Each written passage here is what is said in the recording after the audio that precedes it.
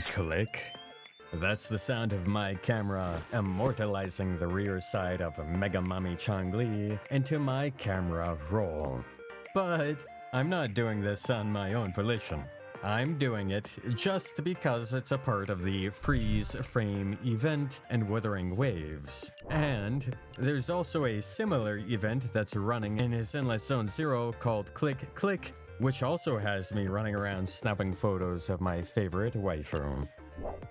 Cameras are great, and they've always been a regular feature in both games. But these events have taken that basic camera feature and modified them for use during combat encounters. Because both of these games have run this similar event, I've been wanting to compare them, and I've also been wondering about a few things. What does each game do with the camera?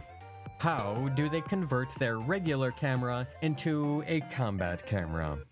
What does the event do to engage the combat with the camera?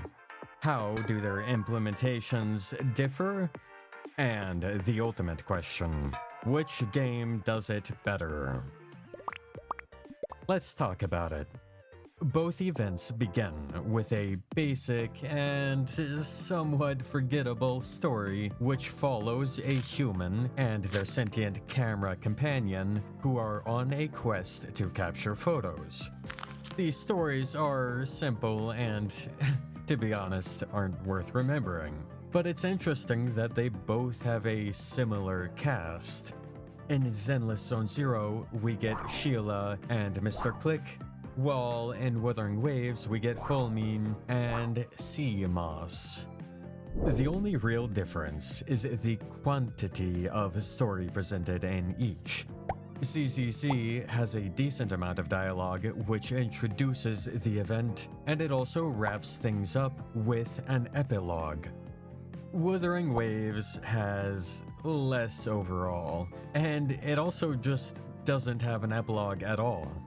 So if you want story, then ZZZ is probably the better option, but let's be real, not a lot of people are gonna care about this side quest limited event story. It's really all about photography here, not yapography. So the real question, what are we actually going to do in these events? Well, the task is straightforward. You enter into various combat scenarios, and then press a button to enter photo mode and to snap a shot in the middle of your action. Both games give you a list of photo objectives to achieve during combat. These are specific actions that you'll have to take, like, for example, having your character be airborne, or using a heavy attack. In order to complete the mission, you must snap a photo which meets the requirement. In Wuthering Waves, this ends up being just a checklist of photos that you have to snap, and as a result, some of the missions can be completed in a few seconds without even hurting the enemy. On the other hand, ZZZ goes a step further and integrates the photography back into the combat by giving you a damage boost every time you snap a photo. This makes the whole scenario a little more engaging and interconnected, whereas WuWa is just arbitrary photos with an enemy conveniently standing around if you want to interact with him, I guess. But what really matters in this mode is the actual camera itself. We should have questions now like, how do we use the camera, and how good of a shot can you take with each version? So, let's be straight. Wuthering Waves already has an amazing photo function in its normal game. You can move, pan, zoom, and use a whole suite of features like depth of field. I would say that this system is better than Zenless Zone Zero, which is basically just a selfie stick. However, in this combat event, WuWa's camera has been stripped down of a few features. There is no depth of field, you cannot hide your character, and you cannot lower the percent strength for the color filters. It's frustrating because these tools, depth of field in particular, were super powerful for getting interesting and fancy looking shots. So I'm just at a loss here. I'd love to try and defend why they made this decision, but I don't think there is a defense. It's just a lame choice which adds nothing and accomplishes nothing.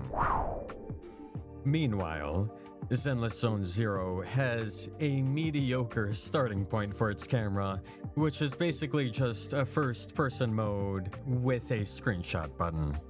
It is very limited and frustrating because you're locked into place. But it does give a unique vibe that makes it feel immersive and atmospheric, I guess. I don't know, I'm not a fan of it. However, the camera has been upgraded just for the purpose of this event. The new combat camera has all of the features of WuWa's third-person camera, but it also adds the ability to zoom out a lot further, and it also adds the ability to roll, which both open up an incredible amount of new shots which can be taken. This camera is outright better than Wuthering Waves. It's the same thing with extra features, so it should be better. There's just one exception. Zenless Zone Zero forces you to apply a watermark onto your photo. Yeah, super lame decision here, because it limits what you could do with that photo. Like, for example, if you wanted a pretty shot for your wallpaper on the computer, it's gonna have some sort of watermark that will detract from the visual and will make it look a little bit like a promo piece. Sure, you can make the watermark integrated and have it come out looking cool, but that would be an extra consideration that you shouldn't have to make. Whereas in Wuthering Waves, I can take any of these photos, put them on my computer, put them wherever else, and they look clean. And just like how I can't think of a defense for Wuthering Waves removing features, I cannot think of a defense that excuses this watermark feature. It does add some atmosphere to the whole thing, but ultimately it is more restrictive than it is additive, so I find it upsetting. So, with all of that said, we come to the ultimate question. Who is better? Well, to be honest, it is difficult to say. And not because it's a close call. ZZZ is the clear winner. But it's difficult to say because they're both incredibly disappointing. WuWa's camera just outright lacks the functionality to get good shots, and is even more disappointing because it removed features which would have helped get those better shots. ZZZ might have the advantage in terms of functionality of the actual camera, but the watermark feature ruins a lot of the potential, because even if you get the Pulitzer-winning shot, it's gonna have a cheesy sticker slapped onto it. Both are pretty lame. The more I think about these cameras, the more upset I get. They both have incredible potential, but they have also both sabotaged themselves for no apparent reason. And as fun as these events can be, I'd like to see them do better, because I can see that there is so much potential, and it seems like it would be very easy for them to achieve that potential. I don't think it would be very hard to remove the watermark feature, and I imagine that it's not very hard to keep the depth of field feature that you already have in your game. So I just find myself disappointed and frustrated. And that's really all I have to say.